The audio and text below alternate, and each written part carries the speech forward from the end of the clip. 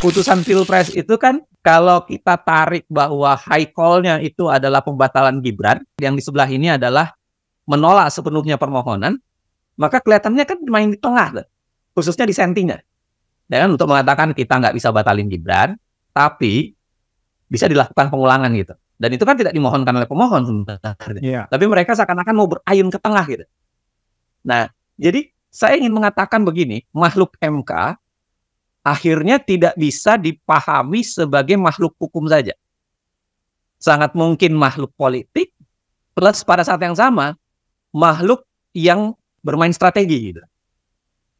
Ya kan? Kalau dikatakan sebagai homo ludens, ya kira-kira begitulah. Manusia yang senang bermain gitu. Jadi mereka main political game-nya mencoba main di tengah. Nah, itu pemahaman saya melihat MK sekarang.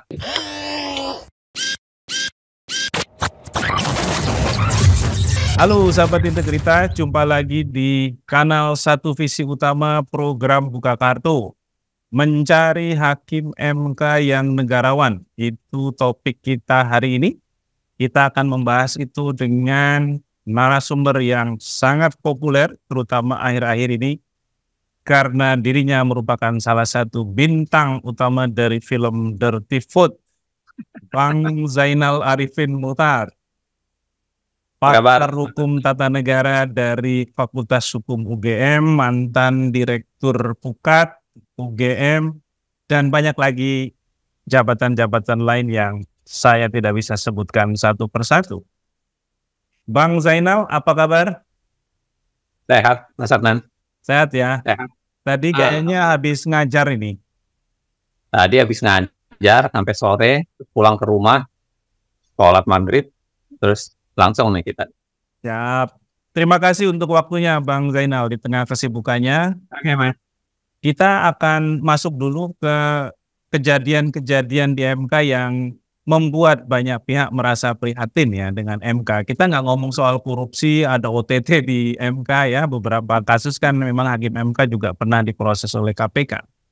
Yang terakhir itu pergantian Hakim MK atas nama Aswanto yang tiba-tiba ditarik oleh DPR dengan alasan yang cukup tidak masuk akal tentunya gitu ya. Dan tren adanya dissenting opinion dari beberapa hakim MK atas putusan-putusan yang semestinya dia adalah putusan yang bulat. Nah ini kan menjelaskan bagaimana proses perubahan di MK yang kita nggak tahu apakah ini mengarah ke hal-hal yang baik gitu ya ke depan untuk MK atau perlu ada reformasi yang cukup serius. Karena bagaimanapun MK ini akhirnya sangat menentukan juga nasib bangsa ini, terutama dalam konteks perlindungan hak konstitusi warga negara. Bang Zainal, dari sejarah MK kemarin, apa sih catatan-catatan kritis yang bisa disampaikan? Kita nggak hanya ngomong soal putusan dalam pemilu Pilpres 2024 ya, meskipun itu bisa juga dijadikan sebagai salah satu pengamatan. Begini Mas Adnan, makasih. Senang sekali juga saya tampil ngobrol dengan Mas Adnan, ngomong santai aja. Saya kira yang pertama harus kita bicarakan soal studi soal hakim. Kan sebenarnya banyak tuh studi-studi soal hakim. Ya, bagaimana menjelaskan sebenarnya hakim di kekuasaan kehakiman dan bagaimana mereka membuat putusan. Ada beberapa di antaranya. 2 di antaranya yang banyak dibicarakan orang. 2 atau 3 di antaranya itu adalah satu soal teori yang bicara soal court divided. Ini belajar dari kasus di Amerika. Jadi kasus di Amerika itu kata beberapa kayak Kushner, lalu kemudian Rehnquist, ada banyak tulisan-tulisan soal court divided itu. Dia mengatakan bahwa hakim Mahkamah Agung di Amerika itu terpecah menjadi 2 aliran. Dan alirannya itu dipengaruhi oleh siapa yang mengapointi dia. Jadi kalau misalnya dia diapointi oleh presiden, kan kalau di Amerika itu sistemnya diapointi oleh presiden, kemudian dikonfirmasi di Senat ya.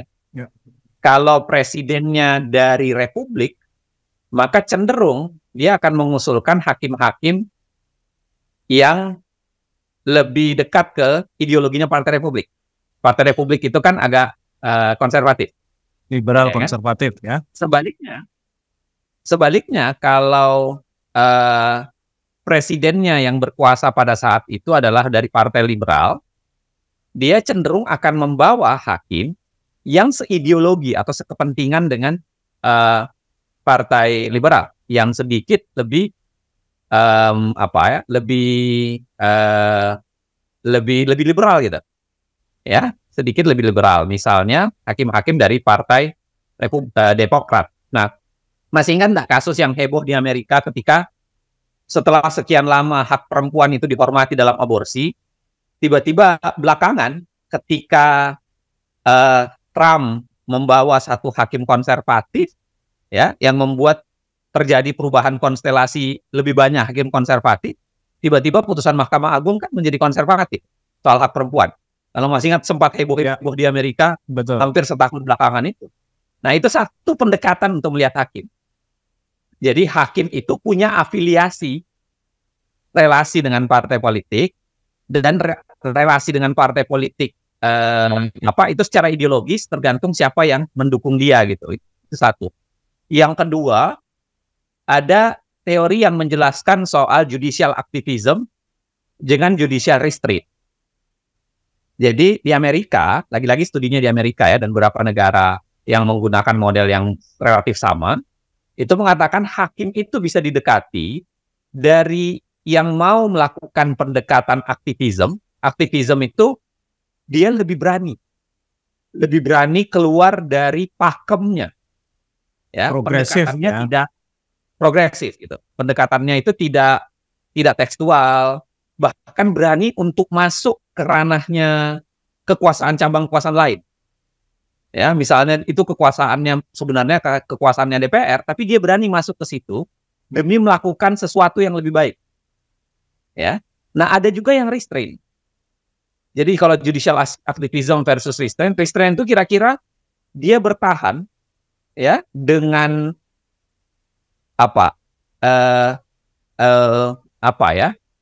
dia bertahan dengan ya kekuasaan kehakimannya, bahwa dia itu hakim, dia nggak boleh ngatur di luar dari kekuasaannya. Makanya pendekatannya biasanya lebih tekstualis, lebih positif lebih gitu ya. Ya, jadi lebih gitu gitu. Kalau dalam konteks MK kita itu teman-teman menyebutnya sebagai mahkamah kalkulator ya, dalam konteks kira-kira pilpres gitu ya.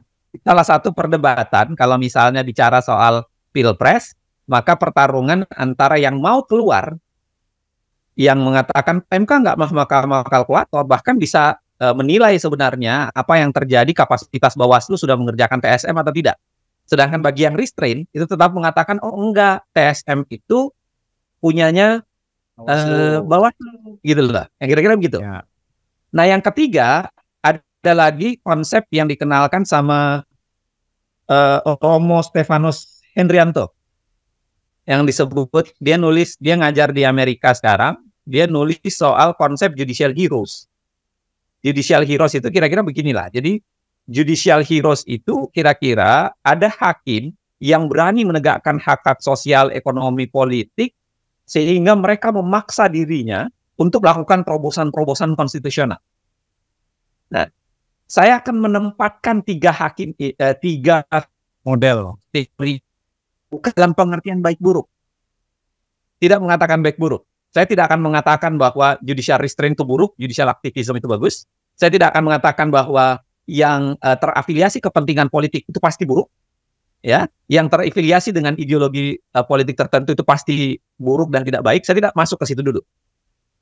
Nah, kalau kita pakai tiga pendekatan itu, saya kira menarik melihat hakim MK. Karena membacanya itu tidak bisa sepenuhnya dibaca secara judicial activism restraint saja, tidak juga sepenuhnya bisa dibaca secara pembelahan divided itu, atau tidak juga sepenuhnya bisa dianggap sebagai pendekatan judicial heroes. Nah, saya termasuk mau membacanya dengan cara berbeda melihat MK. Jadi kira-kira hakim MK bagi saya itu ada 3 kelompok, Mas Adnan. Ada 3 kelompok hakim di MK. Satu barangkali ada hakim, lagi-lagi bukan baik buruk ya. Kita tidak masuk ke baik buruk dulu nih. Tapi kira-kira ada satu kelompok hakim yang lebih, ya mungkin cita-citanya itu judicial heroes.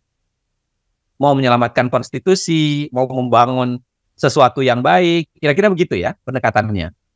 Yang kedua, saya ingin mengatakan ada golongan hakim yang lebih terkesan afiliasi kepentingan afiliasi politiknya itu lebih muncul. Karena dia barangkali dipilih oleh partai apa, dia disokong oleh partai apa, afiliasi politiknya itu jadi preferensi politiknya itu lebih muncul. Sama yang ketiga yang di tengah, ya, yang saya bilang bahwa hakim-hakim yang barangkali business as usual saja. Dia akan cenderung, ya kalau istilah anak muda itu rata-rata net aja gitu. Dia kadang-kadang bisa menjadi aktivisme, bisa menjadi restraint, kadang-kadang dia terafiliasi kepentingan politik tertentu ikut, kadang-kadang dia mau judicial hero. Jadi ya mungkin moderat lah bahasa kita, atau kira-kira main di tengah gitu. Main aman. Ya main aman lah istilah paling tepatnya gitu. Nah, kalau kita baca kecenderungan hakim MK belakangan, kebanyakan putusan MK itu diambil dari pertarungan yang heroes sama yang mau kepentingan politik ini. Seringkali begitu, apalagi untuk kasus-kasus politik, Mas Adnan. Ya. Saya kasih contoh beginilah. Masih ingat enggak putusan MK soal Omnibus Law. hak angket Ya. Angket KPK, persis. Ya. Itu kan yang diuji adalah Undang-Undang MD3. Betul. Pertanyaannya adalah, bisakah KPK diangket oleh DPR? Kalau Anda masih ingat, kalau baca, saya tulis di Kompas, ingat saya waktu itu, putusannya itu kan kayak main di tengah tuh. Yang seakan-akan bacaan saya ya, yang heroes ini mau menolak sepenuhnya permohonan bahwa KPK nggak boleh diangket, angket tidak boleh dilanjutkan sepenuhnya. Sedangkan yang kepentingan politik itu mau mengatakan, mau menerima sepenuhnya bahwa KPK itu bisa diangket, ya. Nah, akhirnya mereka memperebutkan di tengah tuh. Akhirnya kan putusannya agak ke tengah, kalau masih ingat. Kalau masih ingat, putusannya itu bilang begini, KPK boleh diangket sepanjang tidak untuk penegakan hukumnya. Kalau masih ingat nggak? Iya. Jadi akhirnya dia cari jalan tengah, ya kan? Atau contoh dua menurut saya, misalnya pokoknya yang selalu kepentingan politiknya ada, kira-kira mereka main di tengah. Karena akhirnya tawar-menawar gitu. Dalam tanda kutip ya.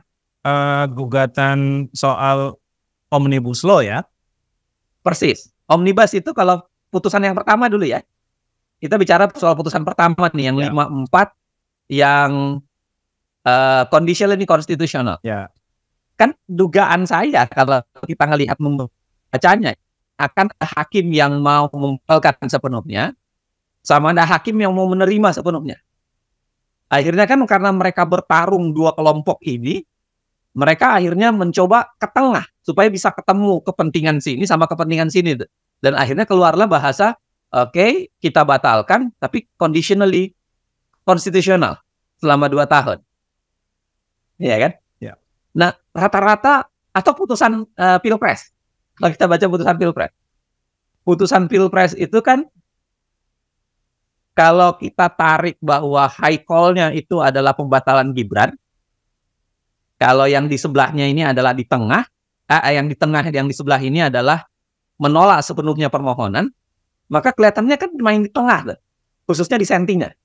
Dan untuk mengatakan kita nggak bisa batalin Gibran, tapi bisa dilakukan pengulangan gitu. Dan itu kan tidak dimohonkan oleh pemohon sebenarnya. Yeah. Tapi mereka seakan-akan mau berayun ke tengah gitu. Nah, jadi saya ingin mengatakan begini, makhluk MK akhirnya tidak bisa dipahami sebagai makhluk hukum saja. Sangat mungkin makhluk politik, plus pada saat yang sama makhluk yang bermain strategi gitu. Ya kan? Kalau dikatakan sebagai homo ludens, ya kira-kira begitulah. manusia yang senang bermain gitu.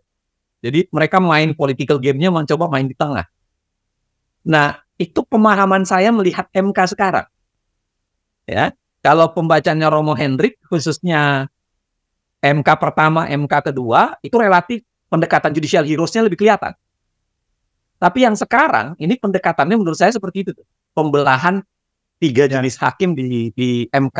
Khususnya kasus-kasus yang berkaitan dengan kepentingan politik ya. Kalau berhadapan dengan kepentingan politik, tiba-tiba mereka... Aku potong. Sebenarnya kan tendensi perubahan pola model yang ada di MK yang tadi sudah dijelaskan juga tercermin ada di lembaga-lembaga kuasi negara lain. KPK juga begitu, di awal-awal ya mereka itu juga adalah komisioner-komisioner yang mengambil posisi sebagai hero lah, gitu ya, dalam konteks pemberantasan korupsi, penegakan hukum gitu ya. Begitu juga dengan Komnas HAM ya, ombudsman dan lain-lain. Nah, kok rasanya ya tren ini merupakan tren umum, bukan hanya tren yang muncul di MK. Nah, ini masalahnya apa sebenarnya? Sehingga terjadi semacam kita bilang ya bukan evolusi ya, tapi dalam konteks kepentingan publik involusi sebenarnya lembaga-lembaga ini dari sisi leadership-nya.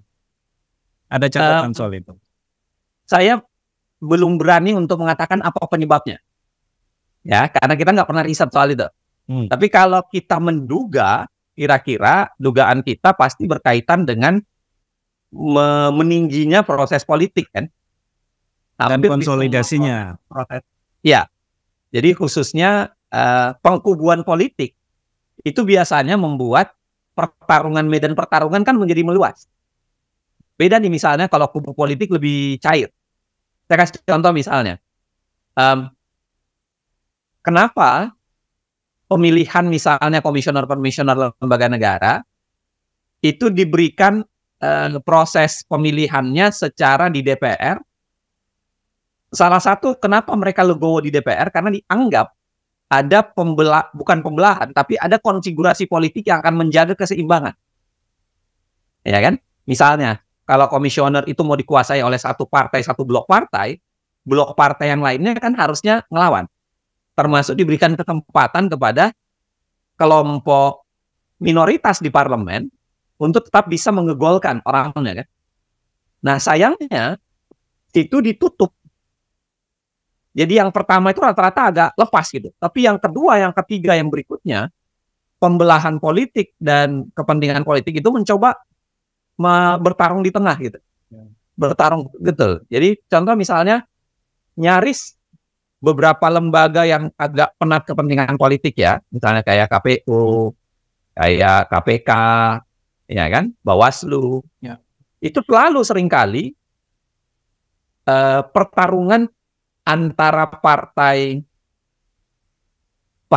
besar yang dipengaruhi oleh satu partai tertentu melawan musuhnya kan. Nah, pembelahan politik khususnya saya kira 10 tahun belakangan, pembelahan politik itu kan mengencang. Pembelahan politik antara kelompoknya, ya kita sebut aja lah, kelompok kepentingan Jokowi dan partai-partai di belakangnya, sama kelompok penentang Jokowi dan di belakangnya gitu. Ya dalam kan? Politik lah kalau dalam konteks kemarin ya. Cuman ini kan problemnya menjadi menarik karena Jokowi belok. Awalnya kan pengelompokannya di satu kelompok tertentu, tiba-tiba dia belok, itu kan mengubah konstelasi sebenarnya. Termasuk mengubah konstelasi di Hakim MK, makanya terjadi, termasuk saya kira kenapa terjadi perubahan, tiba-tiba ada hakim satu dicabut dan dikeluarkan. Dan saya kira hakim yang tiba-tiba masuk ini kan memang game changer. Mengubah peta di MK, misalnya dalam kasus Cipta Kerja. Cipta Kerja itu kan 54. Begitu dikeluarin satu orang, masuk satu orang baru ini kan langsung gabung ke 5 gitu. Dan akhirnya mengubah posisi 54 menjadi 45 gitu. Jadi memang kelihatan betul kepentingan politiknya. Itu satu barangkali yang bisa menjelaskan. Nah, yang kedua tentu ini persoalan seleksi itu sendiri. Kalau kita mau yang lebih administratif, atau konseptual atau teoritik. Bung Zainal, sebelum kita masuk ke isu seleksi ya, kalau kita berkaca lagi ke perdebatan Hakim MK dalam konteks putusan Pilpres 2024, itu kan memang ada dissenting opinion dari 3 Hakim MK, yang kalau menurut catatan Bivitri dalam beberapa podcast yang lain, yaitu mengurangi legitimasi hasil Pilpres sebenarnya.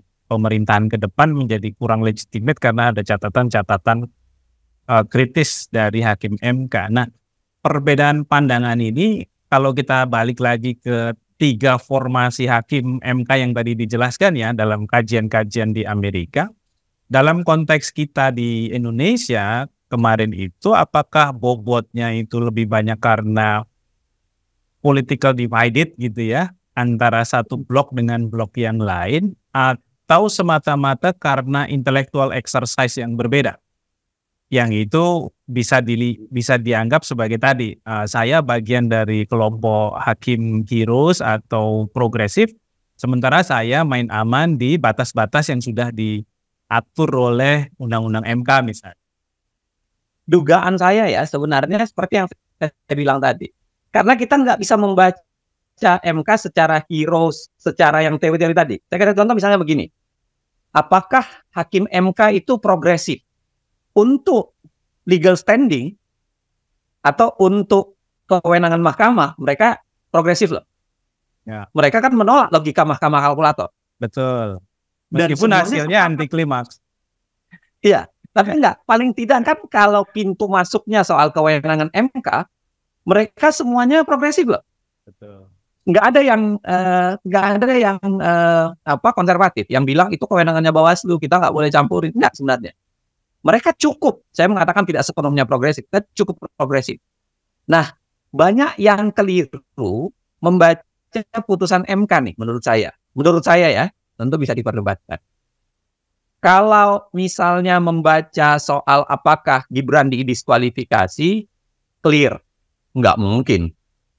Ya kan? Karena kalau MK mendiskualifikasi Gibran, otomatis itu seperti menjilat ludahnya di putusan 90. Itu kan nggak mungkin tuh. Meskipun putusan 90 cacat secara etik ya. Walaupun cacat secara etik. Tapi harus diingat begini. Jadi gini, waktu itu cacat secara etik, ada beberapa kelompok yang membawa itu ke MK kembali untuk melakukan pengujian. Kalau MK memang di kepalanya ada itikat untuk membatalkan Gibran, harusnya diterima tuh pengujian selanjutnya. Tapi kan MK nggak terima tuh. Bahkan MK kuatkan di putusan 141. Padahal itu sudah tidak ada Anwar Usman gitu ya. Padahal sudah ada Anwar Usman. Dan jalur penyelesaiannya lebih pas. Pengujian undang-undang diselesaikan secara pengujian undang-undang. Ini kan jadi agak rancu misalnya kalau kita berharap pengujian undang-undang diselesaikan melalui PHPU. Kan agak rancu tuh. Ya. Bukan koridornya. Jadi ada 2 hambatan buat Hakim MK menurut saya. Satu adalah hambatan ini ranah yang berbeda, ya kan? Masa memperbaiki PUU dari PHPU, ya kan? Yang kedua adalah kemungkinan untuk menjilat ludah sendiri. Makanya ketika permohonan itu meminta pembatalan Gibran, saya termasuk yang membaca MK mustahil. Karena 2 hambatan MK harus diterobos itu. Dia harus membatalkan PUU melalui PHPU, dan yang kedua adalah dia harus melakukan koreksi atas putusannya sendiri. Koreksi terhadap putusannya sendiri, jilat ludah sendiri. Jadi saya mustahil. Nah, tetapi kalau menolak sepenuhnya, mereka nggak tega juga sebenarnya. Karena kan faktanya tidak bisa dibantah. Betul. Makanya kalau Anda baca baik-baik, teman-teman baca baik-baik putusan MK, misalnya di dua dalil bansos dan dalil cawe-cawe untuk penggunaan aparat. MK mengamini loh sebenarnya itu. MK bilang pas halaman 917, 918, kalau mau dibaca lebih lanjut di awal lagi 916 halamannya, putusan PU 1, bukan putusan PHPU 1, Pilpres, itu dikatakan bahwa sebenarnya ketika Presiden menempelkan citra dirinya ke bansos, kemudian kemana-mana, itu sebenarnya pelanggaran etis loh. Itu perbuatan yang tidak etis. Cuma hakim MK bilang, jadi 5 hakim yang memutus ini mengatakan itu perbuatan tidak etis. Cuma perbuatan etis ini tidak cukup untuk dihukumi. Karena tidak ada aturannya. Ya kan? Tidak cukup untuk, jadi seakan-akan begini. Oke, terjadi tindakan tidak etis, tapi bukan berarti pelanggaran hukum. Karena tidak ada aturannya. Satu, dan yang kedua adalah tidak cukup alasan untuk mengulang pemilu. Mengulang pemungutan suara. Ya. Nah, letak perbedaan di 3 orang, dengan Saldi, dengan Eni, dan dengan Arif Hidayat, karena mereka mengatakan ada pelanggaran etik, ya, dan cukup alasan untuk melakukan pemungutan. Jadi letaknya di situ tuh, soal magnitud dari kesalahan etik. Kalau saya membacanya begitu. Bang Zainal, ini kaitannya sama isu seleksi tadi ya. Kalau dalam bahasa Ferry Amsari kan mana mungkin MK itu independen kalau sejak awal mereka sendiri merupakan representasi dari 3 institusi negara yang berbeda. DPR, eksekutif, dan Mahkamah Agung. Dalam konteks eksekutif misalnya, Presiden punya kepentingan langsung terhadap undang-undang yang didorongnya, begitu juga dengan DPR. Nah, apakah memang model seleksi yang sekarang ini perlu dikoreksi ke depan, sehingga ya kasus-kasus seperti Aswanto itu tidak terulang gitu, dan bahkan menjadi lebih clear lah gitu ya, catatan-catatannya gitu. Ada komentar soal itu? Jadi ini ya, saya agak berbeda dengan Mas Ferry, karena saya mengatakan tidak serta-merta karena dia didorong oleh 3 dari Presiden, 3 dari DPR, maka pasti mereka menghamba pada kepentingan Presiden atau kepentingan politik. Nggak serta-merta. Nggak bisa otomatis. Nggak otomatis. Karena 2 hal. Pertama, kalau itu dipakai, maka lebih ngeri sebenarnya di Amerika. Karena Amerika itu judicial, dia political appointee. Mirip tuh. Itu kan lebih ngeri tuh. Ya. Jadi tidak serta-merta sebenarnya karena dia political appointee, maka pasti langsung dia menghamba pada kepentingan. Kalau dekat dengan paradigma atau ideologi partai politik, bisa jadi. Kita nggak akan kalah. Bisa jadi. Meskipun dalam kasus kita ideologi partai kan mati ya, yang ada kan kepentingan material. Itu dia. Nah, itu dia. Tapi kan saya akan mengatakan bahwa tidak serta-merta karena theoretically ya ini ya. Bukan praktik yang terjadi di Indonesia. Kalau praktik terjadi di Indonesia, saya akan setuju. Tapi theoretically saya mengatakan tidak serta-merta. Yang kedua begini, proses 333 itu bukan cuma Indonesia. Banyak negara menggunakan itu. Termasuk seingat saya Indonesia termasuk mencontoh Korea. Jadi 333 itu tidak serta-merta sebenarnya, ya. Bahwa praktik di Indonesia membuatnya menjadi begitu, bisa ya, bisa tidak. Walaupun saya memahaminya bahwa tetap ada deviasi. Tetap ada deviasi. Misalnya Jimli kan dari DPR waktu itu. Tapi apakah Jimli kelihatan sangat politis? Enggak juga. Dalam risetnya Romo Hendrik, dia dimasukkan ke Judicial Heroes kan. Gitu lah. Mahfud juga sama, dalam tulisannya Romo Hendrik kan dia dimasukkan gitu, padahal dia juga dari DPR. Saya tidak akan menghukumi hakim sekarang ya. Makanya begini, saya Mas Adnan ya, saya termasuk yang mengatakan kalau hakimnya 3-3-nya ini melakukan dissenting opinion, saya tidak akan mengatakan mereka pahlawan. Ya. Tidak serta-merta kita bisa baca sebagai kepahlawanan gitu. Kenapa? Karena bisa jadi ada yang memang heroes, bisa jadi ada yang rata tengah. Kemudian tiba-tiba karena dibujuk mau main ke masuk ke heroes, bisa jadi ada yang karena afiliasi politiknya itu lebih dekat dengan pandangan heroes. Gitu lah. Jadi nggak serta-merta menurut saya. Atau ingin mengambil momentum saja. Mengambil momentum. Ya kan? Sangat mungkin. Jadi saya akan mengatakan apakah 3 orang ini pahlawan demokrasi? Walah, terlalu jauh kalau kita tarik ke Jadi sana. Bung Zainal itu alasannya kenapa menolak juga untuk hadir dalam pemberian award terhadap 3 hakim yang sudah memberikan dissenting opinion. Iya, ada ide yang dibayangkan oleh beberapa teman-teman ya untuk memberikan award kepada 3 hakim konstitusi yang dissenting. Saya termasuk yang menolak. Karena bayangan saya dia nggak bisa dibaca begitu. Karena kalau kita baca dia sebagai seorang pahlawan demokrasi, mungkin harus dibaca cara dia memutus selama ini. Konsisten apa enggak? Iya, konsisten apa tidak. Dia menyelamatkan demokrasi atau tidak di beberapa putusannya. Kalau kita baca hakimnya ini kan swing-swing juga kan. Iya. Pindah-pindah juga. Kadang-kadang sebagai pembunuh demokrasi. Jadi jangan karena Mungkin Saldia aja yang bisa dapat itu ya. Ya bisa jadi. Kita coba tidak menyebut nama ya. Tapi kalau kita mau konsisten membaca putusan MK misalnya dari semenjak mereka ada di MK, saya kira nggak bisa kita katakan mereka menjadi penyelamat demokrasi gitu. Karena dalam beberapa putusannya legal opinion mereka atau kemudian dissenting opinion mereka malah kesan saya menjadi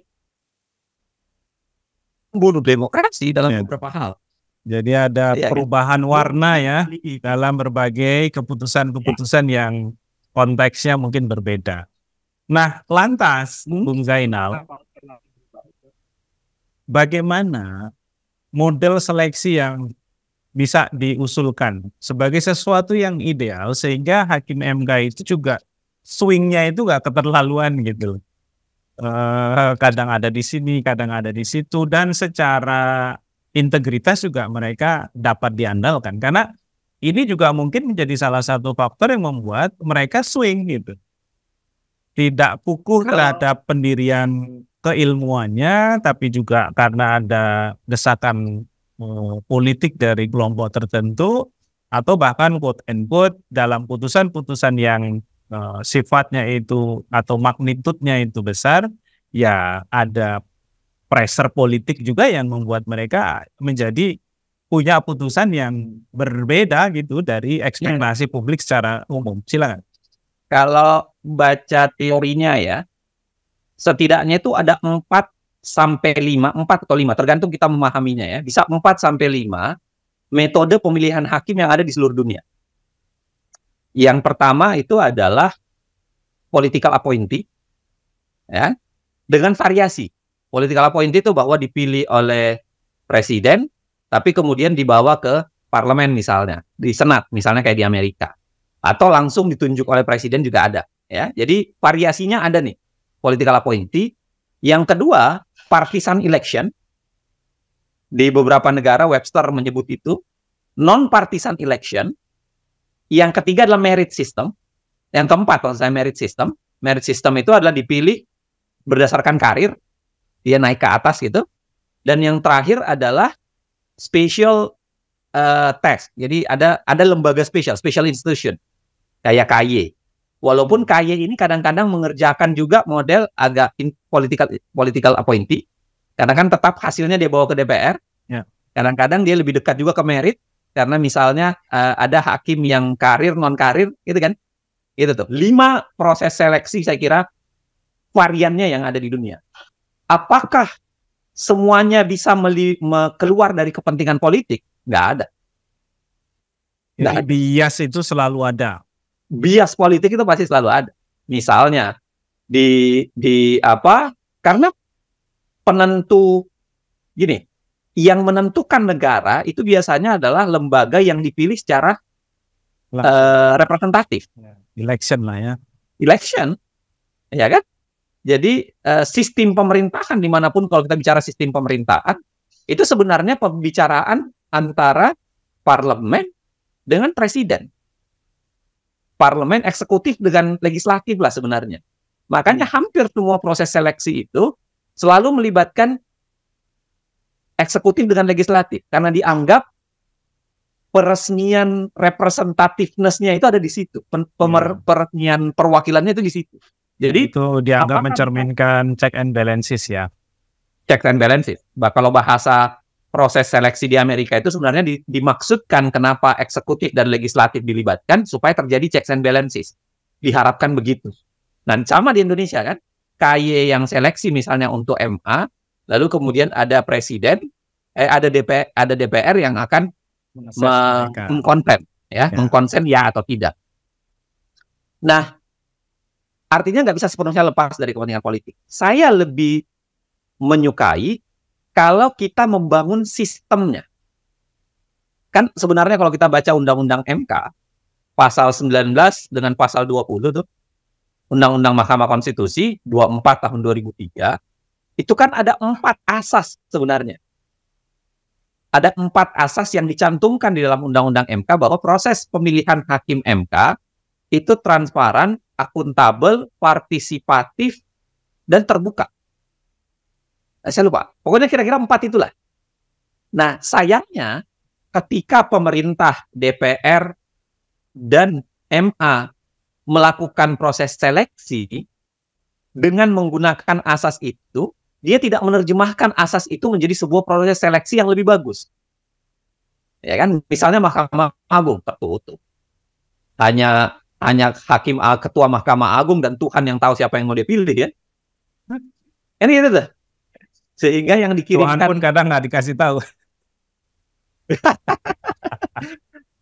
Kan kalau kita lihat kan gitu tuh. Jadi dalam beberapa proses seleksi dari Mahkamah Agung itu biasanya malah ditolak publik, itu bisa masuk, bermasalah malah masuk gitu lah.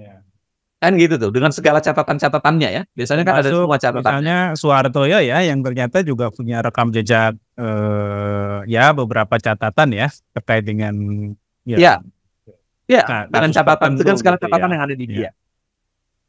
Presiden seringkali bikin pansel. Tapi kan pansel ini bukan decision maker. Seringkali ada intervensi terhadap pansel kan. Kan gitu tuh. Begitu juga DPR. DPR menyaring ya. DPR itu tidak bikin pansel, tapi kemudian dia yang nanya-nanya, dia yang proses nyari gitu. Dan preferensi politiknya kemudian hadir ya. Nah, problemnya menurut saya adalah itu, Mas Adnan. Karena kita belum mampu mengkonversi dari konsep asas yang sebenarnya cukup baik, transparan, akuntabel, partisipatif, adalah partisipatif itu. Tapi kemudian tidak pernah dikonversi menjadi sistem yang memadai. Saya termasuk yang bilang harusnya, kan ada namanya, harusnya ketika Undang-Undang Mahkamah Konstitusi mau diubah, harusnya pembentuk undang-undang itu pay attention ke yang ini nih. Harusnya dia memaknai ulang sebenarnya apa yang dimaksud dengan partisipatif. Bagaimana memaknai partisipatif itu? Apakah sama dengan undang-undang yang meaningful dan lain sebagainya? Apakah sama atau tidak? Terbuka itu apa maknanya? Ya, akuntabel itu apa maknanya gitu? Nah, harusnya selama ini asal comot aja, yang penting ada asasnya, asasnya bagus, publik juga suka dengan ini gitu ya. Karena kan yang disampaikan Bang Zainal itu asas-asas umum yang sebenarnya dalam berbagai macam undang-undang juga muncul ya.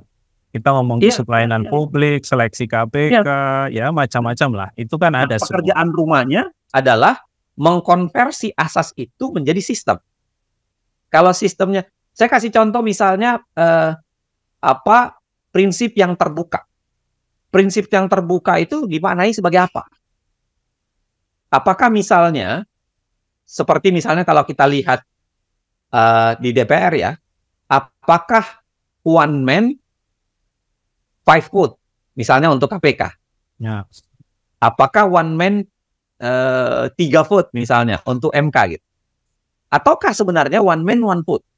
Karena dengan one man 1 vote, misalnya kalau kita pindah dari Mahkamah Agung atau Mahkamah Konstitusi ke DPR ya, dengan proses seleksi one man 1 vote itu lebih bisa menjaga kesetimbangan partai yang saya sebut di awal itu.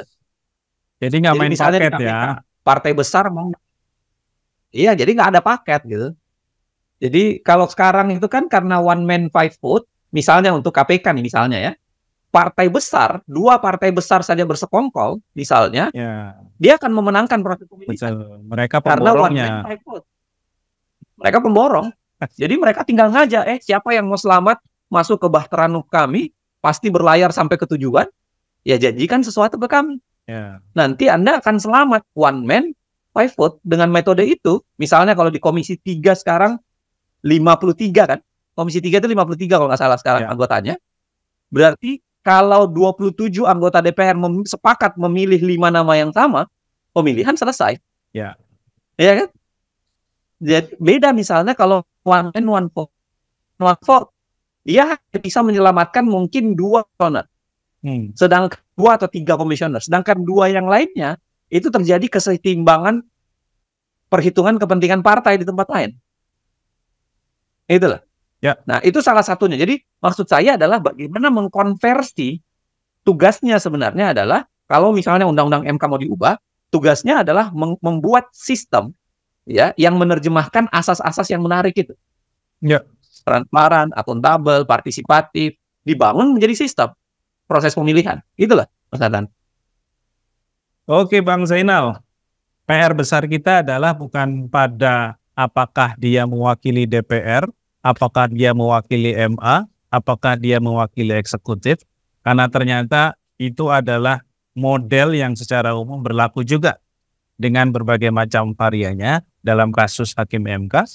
Tapi yang lebih penting adalah bagaimana menerjemahkan asas-asas pemilihan Hakim MK yang dalam undang-undang sudah diatur beberapa halnya, tinggal bagaimana mekanisme itu diwujudkan dalam sistem seleksi, baik itu di tingkat Mahkamah Agung, eksekutif maupun DPR, sehingga kemudian tidak lahir kasus-kasus seperti Aswanto, atau bahkan mungkin nasib 3 Hakim MK yang melakukan dissenting opinion dalam kasus Pilpres 2024. Kalau isunya Mas Adnan kan belakangan itu mau ada perubahan lagi undang-undang MK kan. Jadi mau dinaikin lagi usianya kan menjadi 60. Dengan menaikkan 60 ini kan kelihatan siapa yang mau disasar untuk mau ditendang keluar kan. Siapa yang rontok ya. Jadi yang belum berusia 60 kemungkinan akan dirontokin gitu kan. Ada lagi tuh kemungkinan ke sana. Saya kira kita tahu siapa yang dibidik lah ya. Dan kita tahu juga siapa yang mengusulkan naik 60 itu kan. Partai mana yang mengusulkan 60. Itulah. Jadi kelihatan yang terjadi adalah domestikasi kekuasaan kehakiman. Ya. Jadi partai politik kemudian mendomestikasi, berusaha menjinakkan kekuasaan kehakiman. Dan itu padahal juga, kalau mereka berpikir mengubah undang-undang, lalu kemudian memperbaiki proses seleksi, memperbaiki hukum acara, kan sebagian hakim-hakim mengeluhkan hukum acara MK yang terlalu ketat di Pilpres misalnya kan. Betul. Menurut saya itu bagus kalau exercise-nya sana. Sayangnya partai-partai tidak terlalu peduli itu. Yang mereka pedulikan adalah berapa usia masuknya hakim konstitusi dan itu dipakai untuk nendang orang tertentu. Bung Zainal, dan mungkin salah satu lagi yang juga membuat MK kemarin menjadi cukup kocar-kacir karena ada konsolidasi partai politik di dalam koalisi pemerintahan ya, yang menjadi satu gerbong besar sehingga check and balances DPR dan eksekutif itu menjadi tidak cukup berjalan, bahkan menjadi satu suara tuh dalam beberapa hal gitu ya, yang dalam banyak itu saya kira juga gimana? Saya mau ngasih catatan khusus memang Mas Adnan. Menurut saya ini kegagalan sistem kita, masyarakat sipil demokrasi itu menciptakan insentif yang memadai kepada oposisi. Karena menjadi oposisi itu nggak menarik sebenarnya dalam sistem kita. Dia akan mudah dibawa ke proses hukum, dia tidak mendapatkan insentif apa-apa, elektoral juga enggak, finansial juga enggak. Jadi memang yang mau menjadi oposan itu lillahi ta'ala banget gitu dalam tanda kutip ya. Berharap, padahal misalnya begini, saya ingin mengatakan bahwa harusnya kita mulai memberikan insentif tertentu kepada oposisi. Saya mulai ngajak nih teman-teman, ayo dong kita ngasih insentif. Jadi siapa yang mau menjadi oposisi, membangun bargaining atau membangun kualitas lebih baik kepada pemerintahan, partainya akan kita pilih di Pilkada 2024 misalnya. Atau partainya akan kita pilih di pemilu 2029 misal. Itu kan insentif gitu. Mari kita buat gerakan itu. Jadi orang yang mau menjadi oposisi itu bukan sekedar lillahi ta'ala gitu. Tapi dia juga sadar bahwa itu pilihan rasional. Karena selain menyehatkan demokrasi, dia juga akan mendapatkan insentif. elektoral yang mungkin berguna di next election, di pemilu berikutnya. Itu topik yang menarik untuk kita bahas. Kita akan bahas di chapter berikutnya, Bung Zainal. Nanti ya. Kita akan bahas lagi poin itu, karena akan banyak juga hal-hal yang membuat oposisi atau yang kalah itu sakit ya. Harus mengakui kekalahan, harus diam, karena kalau nggak diam dianggap tidak move on, ya, atau gagal move on. Dan tadi menjadi target-target operasi penegakan hukum nih yang merepotkan mereka ya. Itu kenapa partai lebih nyaman untuk masuk dalam koalisi. Demikian diskusi kita dengan Bung Zainil Arifin Muchtar. Jangan lupa subscribe, like, komen channel kita di Satu Visi Utama, dan juga subscribe ke channelnya Bung Zainil Arifin Muchtar. Karena kalau Bung Zainil Arifin Muchtar ini punya channel sendiri di YouTube ya, jadi silahkan teman-teman sahabat integritas masuk ke sana juga, karena di sana kita akan juga mendapatkan insight yang menarik dari Bung Zainal Arifin Muchtar atas berbagai hal ya, terutama tentu dalam koridor hukum tata negara, karena Bung Zainal Arifin Muchtar adalah pakar di sana. Kita jumpa lagi di lain waktu. Terima kasih. Sampai jumpa.